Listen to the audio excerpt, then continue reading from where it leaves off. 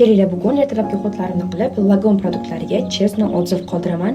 Men уже padidan ishlatib ko'rdim, kremidan ishlatib ko'rdim bunda, уже 3-banочка va penkasidan va gidrofil yog'idan ishlatib ko'rdim. Yuzimni birinchi bo'lib penkada yuvib olaman. Ertalabki ovqat bo'lgani uchun gidrofil yog' ishlatmayman. Gidrofil yog'i haqida fikrimni aytadigan bo'lsam, menga unchalik yoqmadi, chunki makiyajimni yaxshi o'chirib bermadi. O'shaning uchun men gidrofil yog'idan olib ishlatmayman. Penkasiga keladigan bo'lsak, penkasi menga yoqdi. Quruq va ta'sirchan yuzlar bo'lsa, juda ham zo'r tozalab beradi. Endi suvda yuzimni yuvib olaman.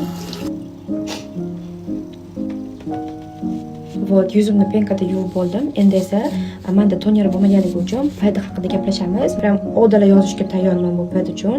Ko'rgan bo'lsanglar, menda уже почти qolmadi. Dengiz o'tlari ishlatilganligi uchun qanaqadir jelobrazny juda ham zo'r padlari. Agar ishlatib ko'rmagan bo'lsanglar, обязательно ishlatib ko'ringlar. Men ko'p pad ishlatib ko'rganman va вот birinchi o'ringa mana shu.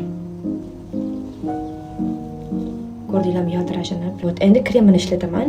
Kremini teksturasi qaymoqqa o'xshaydi. Juda ham приятно. Bular bazaviy krem bo'lgani uchun hamma yuzga tushadi. Mani ertalabki ovqatim shulardan iborat edi. Agar Lagon produktlarini umuman ishlatib ko'rmagan bo'lsanglar, lekin olishni o'ylab yurgan bo'lsanglar, вот men sizlarga shu pad bilan kremini maslahat beraman.